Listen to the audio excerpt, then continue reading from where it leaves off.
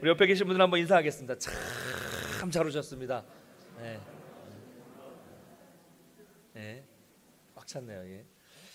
몇 년 전에 우리 어머니 시신을 버리고 도망간 자녀들의 기사를 봤습니다.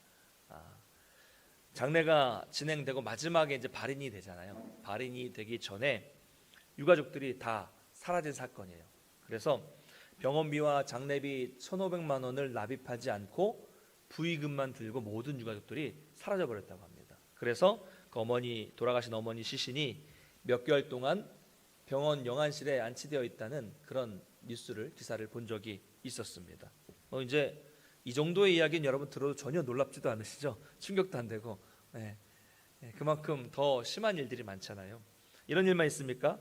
부모를 죽이는 자녀도 있고 아이를 학대해서 방치하는 부모도 있고 또 잊을만 하면 나타나는 연쇄살인범, 또 묻지마 살인, 방화, 성폭력, 동성애, 날로 발전하고 있는 보이스피싱 같은 것들, 참 이런 거 보면 요즘에는 정말 정신을 바짝 차리지 않으면 그냥 멍하고 있다가 멍하니 당하는 거예요. 그런 세상이 되어버렸습니다. 누군가 우리에게 호의를 베풀어도 그게 좋게 보이지 않아요. 이 사람이 왜 이럴까? 라는 의심을 하게끔 그런 세상으로 변화되어 버렸죠. 왜 이렇게 되었을까요? 왜 인간은 점점 이렇게 악해져 가는 것일까요? 그것은 바로 죄 때문이죠. 죄 때문에. 앞으로 또 어떤 일이 벌어질지 우리가 상상도 할 수 없을 것입니다. 하나님은요, 죄를 정말 미워하세요. 너무 미워하셔서 죄는 정말 싫어하십니다. 그래서 택하신 방법이 있었는데 그 하나는 심판이었습니다. 홍수. 그래서 홍수를 통해서 죄가 너무 많았기 때문에 죄를 지은 인간들을 이 땅에서 다 쓸어 버리셨습니다. 자, 또 다른 방법을 하나 주셨는데 그것은 인간이 나아갈 길을 제시해 주신 것이죠. 그것이 바로 구약의 율법입니다. 율법. 죄를 미워하기 때문에 주신 것이 율법이죠. 여러분, 인간을 가만히 내버려 두면 어떻게 됩니까? 죄로 가게 되어 있습니다. 알아서 죄로 가게 되어 있는 거죠. 죄성을 가지고 있다고 말씀드렸죠. 그렇기 때문에 율법이라는 그 기준을 주셔서 그 테두리 안에, 율법이라는 이 테두리 안에 사람이 살도록 그렇게 길을 제시해 주신 것입니다. 그럼 과거의 학창 시절 여러분은 어떻게 공부하셨습니까? 물론 공부하지 말라고 해도 알아서 스스로 공부를 잘하신 분도 계시겠죠, 이 중에. 근데 대부분은 그냥 놔두면 공부 안 하고 놀기만 하려고 하셨죠. 네. 그렇죠? 아닌 것처럼 앉아 계셔도 다 알고 있습니다. 다 그러셨을 거예요. 저희 아이도요, 어쨌든 어떻게든 놀궁리만 합니다. 놀궁리만 해요. 평소에 집에 들어가면 어떨 때는 막 놀고 있다가 아빠가 들어와도 아는 척도 안 하다가 갑자기 돌변해서 생글생글 웃으면서 아주 귀여운 표정을 지으면서 다가와서 아빠한테 속삭입니다. 아빠, 게임해도 돼요? 유튜브 봐도 돼요? 이럽니다. 그래서 그 다음부터는 이제는 얘가 저 멀리서부터 웃으면서 아빠한테 달려오면 무슨 말을 할지 알아요. 그 보여달라는 거죠. 저희 아이만 그런 건가요? 아마 다 사람은 누구나 다 그렇습니다. 그냥 놔두면 놀려고 하고요, 그냥 가만히 두면 편한 쪽으로 가게 되어 있는 것이 인간의 본성이고 습성이죠. 기도라는 것도 그렇습니다. 우리가 경건생활하는 것도 그래요. 가만히 놔두면 기도가 잘 됩니까? 안 되죠. 그러니까 우리가 어떤 의지를 가지고 열심히 기도하려는 마음을 하나님께 달라고 하고 기도를 해야 되는 거지, 가만히 있으면 자려고 하고 가만히 있으면 성경 안 읽으려고 하는 것이 인간의 본성입니다. 편한 쪽으로 가게 되어 있습니다. 자, 그러면 부모님들은 어떻게 하십니까? 공부 안 하는 아이들을 보면서 어떻게 해요? 따끔하게 혼을 내거나 어떤 분은 매를 들기도 하죠. 이게 심판입니다. 이게 심판이에요. 좀 쉽게 이해하도록 설명을 드리는 거예요. 말을 안 듣고 공부를 안 하는 아이들을 위해서 매를 드는 건 심판이죠. 또 어떤 분은요, 자녀를 가둬둡니다. 가둬둔다고 하니까 오해하지 마시고요, 학원으로, 독서실로, 또 학원으로, 집으로 계속 태워다 주면서 그 테두리 안에서 어떻게 해서라도 공부를 억지로 하게끔이라도 하게 만드는 것이, 그렇게 하는 부모님들이 있죠. 이게 이제 강압적인 경우가 있어서 좀 문제가 될 수도 있지만, 부모로서는 그렇게 해서라도 이 아이가 공부에 흥미를 붙이고 그렇게 해서라도 성적이 오르고 공부를 좀 잘할 수 있게 된다면 시키는 거죠. 시키는 겁니다. 여러분 다 해보셨잖아요. 그게 부모가 할 수 있는 최선이며, 자녀를 향한, 이거는 부모 입장에서 내가 해줄 수 있는, 돈을, 시간을 들여서 아이를 공부를 시키고 태워다 주고 하는 것은 부모 입장에서 최고의 사랑의 표현인 것입니다. 비유가 좀 그렇지만 이해하기 쉽게 설명을 드린 겁니다. 이처럼 율법이라는 것도 원래는 하나님의 사랑의 표현이죠. 죄를 짓지 않게 만들려고 하는 하나님의 사랑의 표현입니다. 우리가 볼 때는, 우리가 지킬 때는 참 복잡하고 어렵고 속박당하는 것처럼 느끼겠지만 그 율법의 테두리 안에만 있으면 완벽하지는 않아도 하나님이 원하시는 뜻을 알 수가 있는 것이고 하나님이 원하시는 뜻대로 살아갈 수 있는 길이 열려지는 것이죠. 그게 율법입니다. 사랑의 법이 율법입니다. 예수님은 산상설교를 통해서 팔복을 선포하셨어요. 그래서 참된 그리스도인이라면, 참된 제자라면 겉으로 드러나는 행동보다는 심령이 가난하고 마음에 애통이 있고 또 온유한 이런 이 내적인 성품이 훨씬 더 중요하다라는 것을 팔복을 통해서 강조하셨습니다. 그리고 그 내면의 성품들이 겉으로 나타나서, 겉으로 드러나서 세상의 소금으로, 세상의 빛으로 살면서 이 땅에서 영향력을 발휘하며 살아가야 한다라고 말씀을 하셨습니다. 그리고 이제 오늘 본문에서는 자신과 이 율법과의 관계를 설명하시면서 참된 그리스도인이라면, 참된 제자라면 변하지 않는 이 말씀을 기준으로 해서 삶을 살아가야 한다라고 오늘 말씀하고 있는 것이죠. 그래서 이 17절과 오늘 18절은 예수님과 율법은 어떤 관계인가에 대해서 설명을 해주시고요. 19절과 20절에서는 이 그리스도인, 우리들과 율법과의 관계에 대해서 설명을 하십니다. 그래서 이제 이 본문과 관련해서 우리가 읽지는 않았지만 5장 21절부터 5장 끝까지 내용이 좀 연관이 되어 있기 때문에 이것을 좀 설명하려면 좀 길어요. 그래서 원래는 한 번에 봐야 되는 말씀이지만 이번 주와 다음 주 두 번 나눠서 이렇게 보도록 하겠습니다. 먼저 오늘 본문을 보면 예수님은 나는 율법과 선지자를 폐하러 온 것이 아니라 완전하게 하려고 왔다라고 말씀하셨습니다. 여러분, 이 말씀은요 성경의 핵심 중에 하나입니다. 사실 예수님의 이 말씀 때문에 기독교는요 신약 앞에 구약을 두고 있는 것이고 구약을 버릴 수 없는 거죠. 구약이 예수님이 구약을 완성하러 오셨기 때문입니다. 자, 예수님께서 산상설교를 하시다가 뜬금없이 갑자기 이런 말씀하시는 데는 이유가 있습니다. 당시 산상설교를 듣고 있었던 청중들을 한번 생각해 볼까요? 제자들이 예수님 앞에 나와 있고 그 뒤에 무리들도 있습니다. 예수님의 말씀을 계속해서 듣고 있었던 이 사람들은 예수님의 가르침에 아주 크게 놀라고 있었습니다. 왜냐하면 예수님의 가르침에는 사람들을 압도하고 있는 어떤 힘이 있었기 때문입니다. 그동안 자신들을 가르쳐왔던 이 율법 교사들, 율법의 전문가들, 율법 선생님들과는 전혀 다른 능력 있는 말씀을 전하고 계셨거든요. 그들을 사로잡는 무언가가 있었고 감동이 있었고 위로가 있었기 때문에 그렇습니다. 그 이유는 바로 그분이 하나님이셨기 때문에, 하나님이신 분이 직접 전했기 때문에 능력 있는 말씀이 전파된 것이죠. 자, 그런데 다른 한편으로는 이 말씀을 들으면서 하나의 의문이 생기기 시작했습니다. 뭐냐면 지금 예수님이 전하는 이 말씀이 자기들이 그동안 가지고 있었던 그 구약과 이 율법과 과연 무슨 관계가 있는가 하는 의문이 생기기 시작한 것이죠. 왜냐하면 유대인들은 오랫동안 어떤 생각을 가지고 있었냐면 하나님이 주신 모세의 율법을 잘 지키는 것이 하나님을 사랑하는 표현이라고 믿고 있었기 때문입니다. 그래서 그들은 점점 율법을 받은 이후부터 시간이 지나면서 어떻게 생각했냐면 이 율법 문자 하나, 토시 하나도 틀리지 않게 철저하게 지키는 것이 가장 복된 길이고 그것이 구원의 길이고 하나님을 사랑하는 길이라고 그렇게 생각을 했습니다. 바울도 그렇게 생각을 했었죠, 처음에.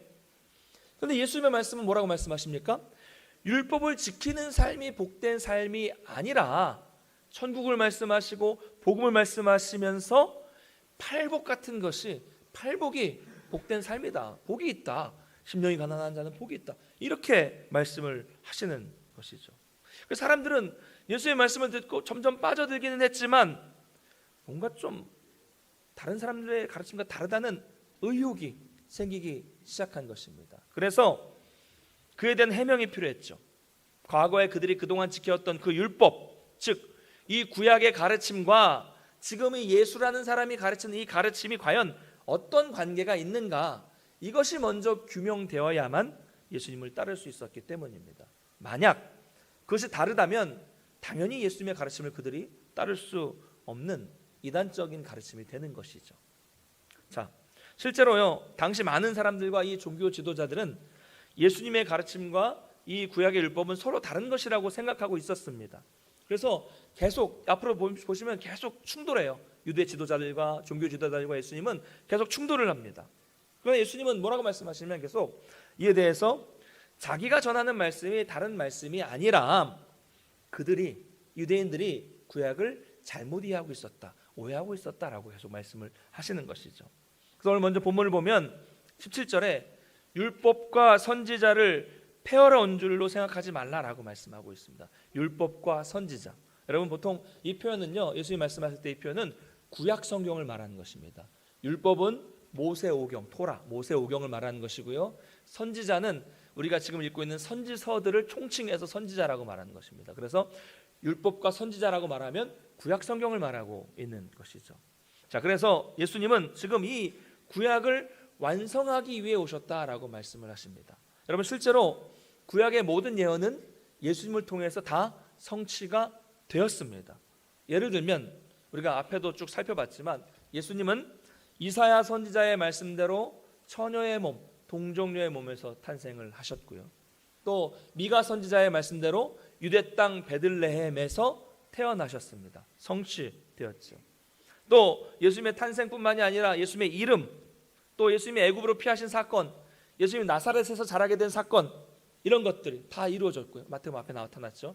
또 마태복음 후에 보면 또 예수님이 고난 받으신 것, 죽으신 것, 부활하신 것, 이런 모든 것들이 다 성경에 예언된 그대로 이루어졌습니다. 자, 구약의 모든 말씀이 다 예수님을 통해서 이루어졌고 예수님도 그 말씀에 철저히 순종하셨습니다. 그러므로 예수님과 구약은 서로 다른 것이 아니라 긴밀하게 연결되어 있고 예수님은 구약을 완전하게 하신 것입니다. 여러분, 믿으십니까? 예수님은 구약을 완성하셨어요. 자, 특별히 예수님은 이 산상설교를 통해서 당시 많은 종교 지도자들, 유대인들이 잘못 이해하고 있었던 율법의 의미들을 새롭게 해석해 주셨어요. 그러니까 예수님이 오셔서 뭐 새로운 없었던 말씀을 전한 게 아니라 율법을 새롭게 바꾸신 것도 아니라 유대인들이 잘못 이해하고 있었던 그 잘못된 내용들을 수정해 주셨다는 것이죠. 그러니까 원래 하나님께서 모세를 통해서 주셨던 그 율법이 뭘 의미하고 있는지, 본래의 의미, 그 안에 있는 정신, 그 본래의 뜻, 이것을 알려주신 것입니다. 바로 그 중에 대표적인 것이 오늘 본문 이후에 나타나는 5장 21절부터 48절까지 나타나는 일명 6가지의 반대 명제라고 불리는 것들입니다. 살인, 간음, 이혼, 맹세, 보복, 원수사랑이라는 이 6가지의 주제에 대해서 예수님은 이 율법을 주신 본래의 의미를 설명해 주십니다. 유대인들이 잘못 알고 있었던 것들을 바로잡아 주시는 것이죠. 이 부분이 좀 길어요. 어렵기 때문에 이것을 매주 하나씩 살펴보기는 좀 어렵습니다. 그래서 또 꼭 필요한 부분이기 때문에 오늘 본문과 연결해서 최대한 좀 간단하게 좀 이 부분을 좀 설명드리고 좀 짚고 넘어가도록 하겠습니다. 자, 6가지 중에 첫 번째 21절부터 보면 살인에 대해서 나옵니다. 여러분, 우리가 잘 알죠? 이건 율법 잘 알죠? 모세 율법에는 살인하지 말라라는 율법이 있죠. 살인하지 말라. 이 율법에 대해서 유대인들은 어떻게 생각했습니까? 실제로 겉으로 드러나는 살인만 하지 않으면 이 율법을 어긴 것이 아니고 율법을 잘 지킨 거라고 생각을 했습니다. 그렇죠. 당연하죠. 우리도 그렇습니다. 대한민국 법에도 당연히 살인은 사람을 죽였을 때 살인이지 다른 게 살인이 아니잖아요. 그러나 예수님은 겉으로 나타나는 살인뿐만이 아니라 마음속에 이미 미움이나 분노의 마음을 가지고 있는 것도 살인이라고 말씀하심으로써 그 기준을 높이십니다. 왜 그러셨을까요? 모든 죄는 사실 마음에서부터 나오기 때문입니다. 마음의 분노와 마음의 미움이, 이것이 대부분은 여기서 끝나긴 하지만 그 분노가 표출이 돼서 살인을 하기 때문에 이미 마음이 중요하다라고 말씀을 하시면서 이 율법의 본질을 바르게 알려주셨습니다. 살인, 겉으로 드러나는 그 살인을 안 하는 게 중요한 게 아니라 마음속으로 사람을 미워하거나 마음속으로 사람을 죽이지 않는 것, 이게 중요한 것이다. 이것을 바르게 설명해 주신 것이죠. 자, 두 번째는요, 27절부터는 간음에 대해서 말씀하고 있습니다. 우리가 잘 아는 것처럼 이것도 간음하지 말라는 율법이 있어요. 유대인들은 실제로 겉으로 나타나는 간음만 하지 않으면 된다, 그러면 율법을 지킨 것이다 라고 생각을 했습니다. 이에 대해서도 예수님은 마음의 음욕을 이미 품는 것 자체가 간음이라고 하시면서 본래의 율법의 의미를 바르게 설명해 주셨죠. 자, 세 번째는요, 31절에 보면 이혼에 대해서 나타나고 있습니다. 여기 좀 설명이 필요한데요, 이 모세 율법에는 이혼 증서를 써서 남편이 아내를 버릴 수 있다라는 조항이 있었습니다. 사실 이것은요, 명령이 아니라, 그렇게 하라는 명령이 아니라, 혹 이 부부 사이에 수치되는 일, 간음을 하거나 이런 일이 있을 경우에 이혼 증서를 써줌으로써 이혼을 허용할 수 있다라는 그런 의미죠. 특별히 근데 그 당시에는요, 죄송한 말씀이지만 여성들은 남성들의 소유물 정도로 생각되어서 남자들이 마음대로 아내를 막 버리는 일들이 많았습니다. 오늘날도 중동 이슬람 국가나 인도 이런 데 보면 이런 일들이 많이 벌어지고 있죠. 그래서 당시에 그렇게 막 버려지게 된 아내는 다시 결혼을 할 수 없었고요. 그리고 우리가 룻기를 통해서 살펴봤지만 그렇게 남편 없이 그 고대에 살아간다는 건 거의 죽는 것과 다름없는 참 힘겨운 삶을 살 수밖에 없는 것입니다.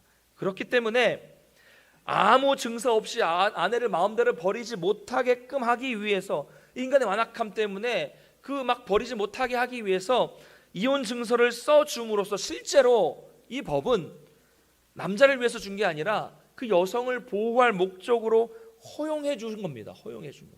자, 그러니까 이혼 증서는 원래 의도는, 이 율법을 준 의도는 여자를 보호하기 위한 법, 보호를 위한 법이 원래 이혼 증서였다는 것. 보호를 위한 법. 의미가 완전히 이쪽이죠.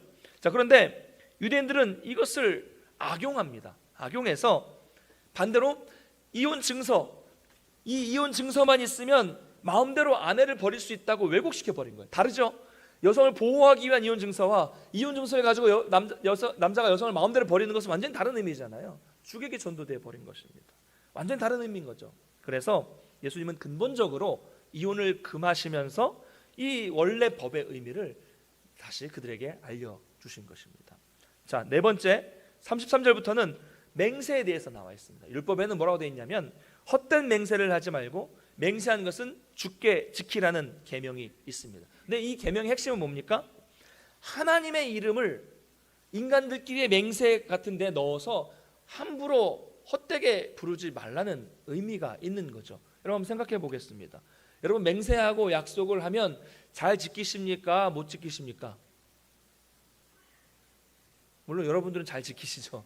잘 지키려는 마음은 있지만 잘 안 되는 경우가 있죠. 근데 거기다가 하나님의 이름을 붙여서 내가 예수 믿는 사람으로서 내가 하나님의 이름을 정말 넣어서 맹세할게, 하나님 이름 맹세할게 그랬는데 여러분 못 지키게 되면 여러분만 욕먹습니까? 하나님이 욕먹습니까? 그렇죠? 하나님이 같이 욕먹는 거죠. 그러니까 그렇게 헛되게 하나님의 이름을 막 먹칠을 하게끔 부르지 말라는 그런 의미죠. 유대인들은 반대로 하나님의 이름을 넣지만 않으면 마음대로 맹세하는 것은 괜찮다라는 식으로 이 법을 왜곡시켜 버렸습니다. 근데 예수님은 이 의미를 정확하게 설명해 주십니다. 야고보서에서도 말씀을 드렸지만 맹세는 아예 하나님의 이름이든지 뭐든지 간에 하지 말라는 거예요. 맹세하지 말라는 얘기입니다. 내가 진짜 맹세할게, 이번만큼 날 꼭 믿어줘, 맹세할게. 여러분 이렇게 말하는 사람 믿을 수 있어요, 없어요? 믿을 수 있습니까, 없습니까? 모르세요? 예? 여러분 얼마나 평소에 자기 말이 신뢰가 없으면 그렇게까지 맹세해서 믿으라고 말하는 것일까요? 그렇죠. 요즘에 특별히 이렇게 강조하면 강조할수록 더 의심스러워져요. 사기꾼들일 경우가 많죠. 예수님 말씀은 무슨 말입니까? 우리가 예라고 대답한다면 거기에 뭔가 맹세를 하지 않고 강조를 하지 않아도 진짜 예가 될 수 있도록 행동하라는 겁니다. 아니오라고 말했다면 거기에 맹세를 덧붙이거나 어떤 다른 미사역을 덧붙이지 않아도 진짜 그 말이 아니오가 되게 하라는 거죠. 즉 우리가 평소에 그냥 하는 말이 맹세를 하지 않아도 진실한 말이 되도록 하라는 거죠. 맹세 같은 거 하지 말라는 얘기입니다. 다섯 번째로 38절에는요 보복에 대해서도 말씀하십니다. 보복.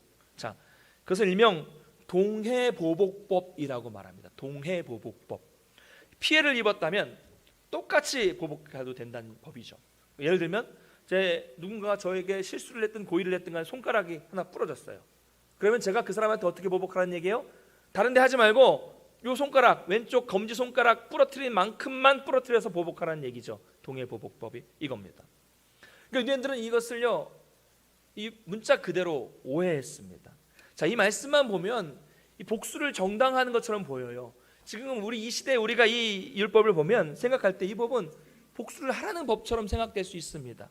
자, 그러나 이 말씀이 기록된 출애굽기 21장을 보면요, 분명히 뭐라고 되어 있냐면 눈에는 눈, 이에는 이, 손에는 손이라는 말이 있는데 그 앞에 재판장의 판결을 쫓아라는 표현이 있습니다. 재판장의 판결을 쫓아.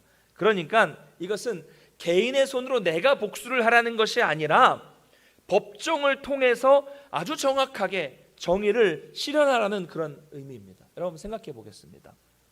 개인적으로 내가 복수를 한다면 저 사람이 실수했던 고의적으로 내 손가락을 부러뜨렸어요. 그러면 제가 그 사람한테 가서 똑같이 그 검지 손가락을 똑같이 부러뜨려서 똑같이 복수할 수 있습니까? 여러분 우리가 그게 가능한 사람들입니까? 안 되죠. 당연히.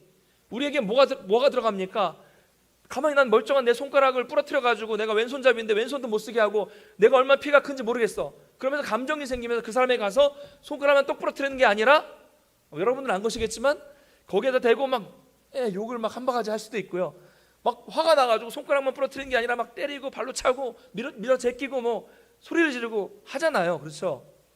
여러분 안 그러시지만 세상 사람들은 그렇게 하잖아요. 똑같이 복수를 할 수 없어요. 없습니다. 안 됩니다. 그게. 그렇기 때문에 하나님이 이 법을 주신 목적은 뭐냐면 가해자가 더 큰 범죄를 범하지 못하도록 하기 위함이 있습니다. 첫 번째는. 왜요? 내가 저 사람 손가락을 부러뜨리면 내 손가락도 부러질 수 있다는 생각을 하게 되죠. 그러면 범죄를 하다가도 덜 하게 되겠죠. 만약 내가 손가락뿐만이 아니라 눈을 상하게 하면 내 눈도 상할 수 있다는 생각을 하면 가해자가 더 범죄를 못하게 되는 역할을 하는 게 이 법입니다. 또 한편으로는 피해자나 피해자의 가족들이, 여러분 가족이 많으면 무섭죠. 복수를 한다면 피해자의 가족들이 더 잔인한 복수를 하지 못하도록 딱 그 정도까지만 해라 라는 한계를 정의해 주신 것이 이 법의 진짜 의미입니다. 그럼 어디까지나 이것은 고대 사람들의 이해의 틀에서 말씀해 주신 법이죠. 지금 우리가 이렇게 지식이 높아진 이 시대에 생각할 때는 이 법은 참 무식한 법이에요. 그렇게 느껴지겠지만 당시 사람들의 그 의식 수준에서는 이것은 너무나도 공정한 법이었습니다. 그래서 하나님은 넘어갈 수 없는 그 보복의 한계를 여기까지만 해라 라고 그들에게 정해 놓으신 것이죠. 근데 이게 원래는 사람들을 서로 보호하기 위한 법이잖아요. 복수를 하란 법이 아니라 보호하기 위한 법입니다. 예수님은 이 정확한 의미를 말씀해 주십니다. 뭐라고 말씀하십니까? 우리가 잘 아는 것처럼 내가 상대방의 오른편 뺨을 치면 나도 그 사람의 오른편 뺨을 치라는 것이 아니라 왼쪽을 돌려대라는 거죠. 속옷을 달라고 하면 아유 저렇게 속옷을 달라고 그러냐 라고 말하는 게 아니라 겉옷까지 주고, 오리를 가자 그러면 피곤한데 막 투덜투덜 대지 말고 그 사람을 위해서 심리까지 가주라고 말씀을 하십니다. 이것은 보복이 아니라 악을 선으로 대하는 사랑의 정신, 이 법에 있는 그 사랑의 정신을 말씀해주고 있는 것입니다. 마지막 여섯 번째는요, 43절 이후를 보면 이웃을 사랑하고 원수를 미워하라는 말씀이 나타납니다. 근데 여러분 이 말씀은요 사실 말씀을 변질시킨 겁니다. 변개시킨 거죠. 유대 랍비들은 이 계명을 변질시키고 왜곡했습니다.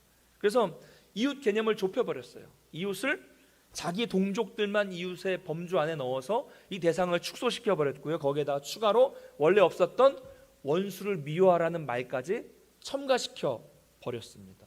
예수님은 이 점을 지적하시면서 우리는 이웃을 사랑하고 원수를 미워하는 것이 아니라 원수까지도 사랑해야 된다라고 말씀을 하셨습니다. 자, 여기까지 좀 지루한 수 있겠지만 참 설명을 드렸는데요. 6가지.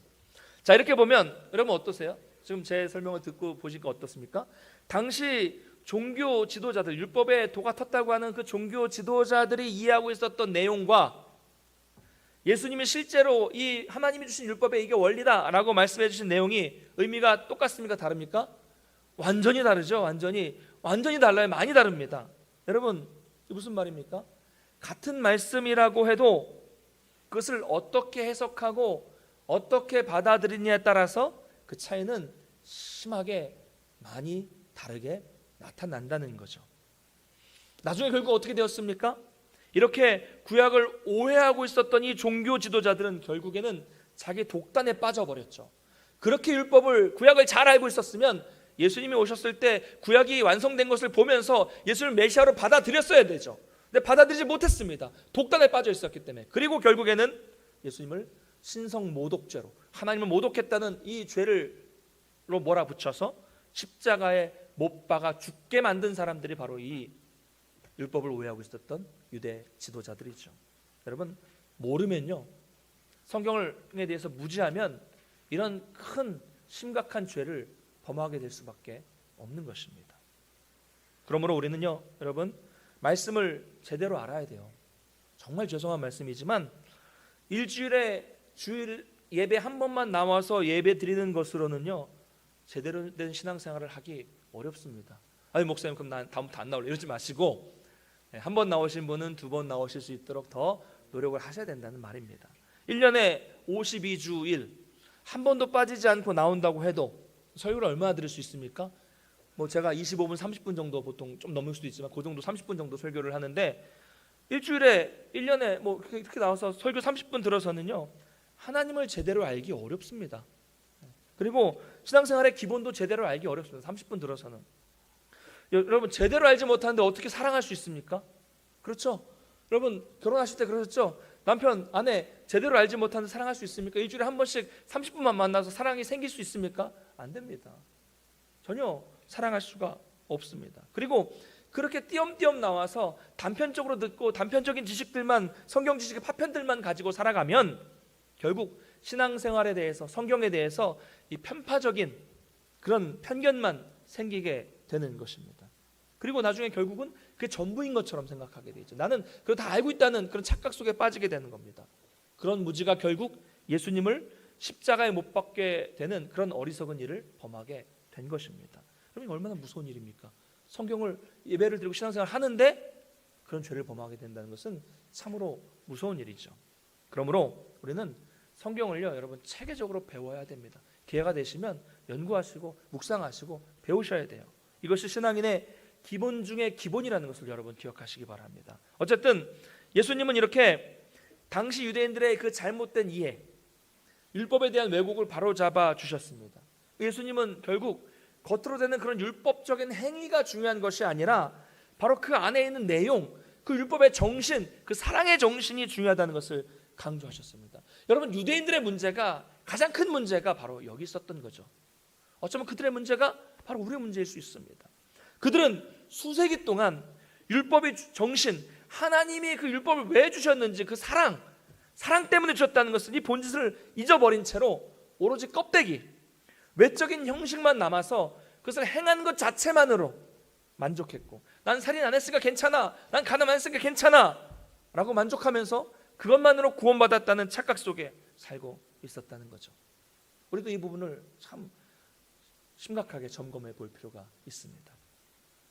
자, 그렇다면 이 하나님의 말씀, 이 율법은 얼마나 중요하며 우리의 삶에 어떤 영향을 미칠까요?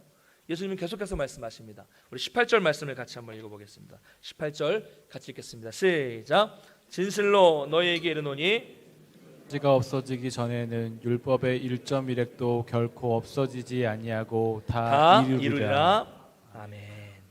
여러분, 여기서 1.1획은요, 그래서 점은 히브리어 알파벳 중에 가장 작은 요드라는 조그만 점을 말하는 것입니다. 그리고 획은 1.1획에서, 획은 히브리어 철자를 다른 철자와 구분하는 아주 작은 획을 말하는 것입니다. 그러니까 이 말의 의미는 율법은, 말씀은 아주 세밀하고 아주 작은 부분, 그 정말 아주 작은 부분까지도 반드시 이루어진다라는 뜻입니다. 그러므로 구약에서 예수님에 대해 하신 모든 말씀도 다 완벽하게 완성된다는 의미겠죠. 여러분, 그것은 아직도 사실 진행 중입니다. 이루어진 것도 많이 있지만 이 세상의 역사가 끝나기까지 성경의 모든 예언은 다 완벽하게 이루어질 것입니다. 여러분, 믿으십니까? 할렐루야. 예전 영화 중에 좀 오래된 영화인데요, 유명한 대사가 있었습니다. 한참 유명했었죠. 여자 주인공이 나와서 사랑이 변하니, 예, 변합니다. 예. 우리 청년들이 예, 여러분의 이성 친구를 믿지 마세요. 변합니다. 여러분, 서로 인사할까요? 한번 옆에 계신 분 한번 이렇게 인사하겠습니다. 저는 당신을 믿지 않습니다. 한번 인사하겠습니다. 우리가 사람을 어떻게 믿습니까? 물론 여러분들은 믿을 만한 분들이긴 하지만 그래도 여러분 사랑도 변하고요, 사람도 변하고 세상도 변합니다. 그 수많은 변화 속에 오직 하나님의 말씀만은 변하지 않습니다. 할렐루야. 세상이 변하니까 사람들이 볼 때 오늘날 이 말씀이 변하지 않으니까 고리타분해 보이는 겁니다. 세상과 사람이 악해졌으니까 사람들 마음에 말씀이 심기지 않는 거죠. 그런 악한 사람들이 이 말씀을 보면서 오늘날과는 맞지 않다고 생각하는 것은 당연합니다. 그러나 여러분, 세상이 변하고 시대가 변하고 사람이 변하고 상황이 변한다고 할지라도 말씀은 절대로 변하지 않는 말씀입니다. 그렇기 때문에 변하지 않기 때문에 성경이 절대적인 진리입니다. 여러분 믿으십니까? 그럼 진리가 기준이 변하면 어떻게 그것을 우리가 진리라고 말할 수 있겠습니까? 진리는 변하지 않는 겁니다. 그러므로 우리가 가진 이 신구약 성경은 하나님이 우리에게 주신 말씀으로 우리가 절대적으로 신뢰하고 절대적으로 순종해야 할 대상입니다. 제가 앞으로 우리 교회가 제자훈련을 할 때, 또 교리대학 같은 교육 프로그램을 할 때, 또 성경을 교육하고 우리의 신앙의 기초를 논할 때면 항상 이 부분, 즉 성경은 하나님의 변하지 않는 그 하나님의 말씀이다라는 이것이 밑에 깔린 전제가 되어야 우리는 그 다음으로 넘어갈 수 있는 겁니다. 바로 이것이 신앙의 시작이기 때문이죠. 여러분 이 성경을 믿으십니까? 할렐루야. 이 믿음이 없으면요, 우리는 여기서 더 한 발짝 나갈 수 없어요. 그래서 이 믿음이 없는 분들이 계실 수 있어요. 혹은 일부는 믿는데 일부는 좀 아닌 것 같은 마음이 드는 분들도 있습니다. 그런 분들은 이 확실한 믿음을 위해서 먼저 이 믿음을 간구하고 이 믿음을 해결하고 성경에 대한 믿음을 해결하고 넘어가야 하는 것이죠. 예수님을 따른다고 하면서 예배를 드린다고 하면서 이 성경을 믿지 못하고 무시하는 일은 절대 있을 수 없기 때문입니다. 여러분, 자 그렇다면 이 말씀이 지금도 여전히 변하지 않지만 지금도 여전히 살아있는 하나님의 말씀이라는 것을 그러면 어떻게 증명할 수 있을까요? 어떻게 증명할 수 있습니까? 많은 것들을 말할 수 있겠지만 가장 확실한 증거는 바로 나입니다. 나. 여러분 저만 보시고 저라고 하지 마시고 여러분 자신입니다. 여러분 자신, 나예요. 저와 여러분이 이 오래된 말씀 때문에 사람들이 이상하다고 생각하고 지루하다고 생각하는 이 말씀 때문에 변화되어서 이 정말 칙칙한 지하 식당에 다 같이 모여 있다는 것이 가장 확실한 증거입니다.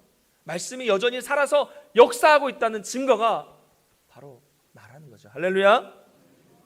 오늘날 지금 이 시간에도 수많은 사람들이 여전히 이 말씀을 통해서 변화되고 이 말씀을 통해서 살아나고 있다는 것을 여러분 반드시 기억하시기 바랍니다. 주 안에서 사랑하는 성도 여러분, 이제 말씀을 맺겠습니다.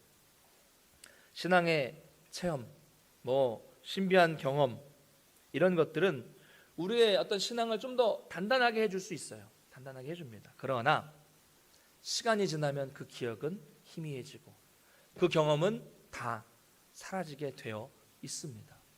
그렇죠? 아무리 강력한 권세를 가지고 있는 사람이라고 할지라도 시간이 지나면 그 존재 자체가 완전히 다 사라져 버립니다. 그러나 오직 말씀은 남아 있습니다. 이 말씀은 이전에도 있었고 예수 그리스도 통해서 모든 것들이 다 이루어졌으며 앞으로도 모두 이루어질 것입니다. 말씀은 영원히 변하지 않는 것이고 말씀은 반드시 이루어집니다. 할렐루야. 그러므로 우리의 이 신앙의 기초는 항상 변하지 않는 이 성경의 토대 위에 있어야 하는 것입니다. 여러분 성경을 읽으십시오. 그리고 설교를 그냥 설교, 이상한 설교 말고 양질의 설교를 자주 들으십시오. 그리고 큐티를 하시고 기회가 되신다면 체계적으로 배우는 일에 게을리하지 마시기 바랍니다. 그럴 때 성경을 여러분이 쭉 읽고 듣다 보면 그 성경이 계속해서 여러 부분에서 한 곳을 지향하고 있을 겁니다. 그 성경의 말씀이 계속해서 한 분을 가리키고 있을 것입니다. 그러니까 거기서 바로 예수 그리스도를 만날 수 있고 그분에 대한 믿음이 더욱더 굳건해질 수 있는 것입니다. 여러분 날마다 살아있는 이 놀라운 말씀의 능력을 경험하시기를 주님의 이름으로 간절히 축원합니다. 다 같이 자리에서 일어나셔서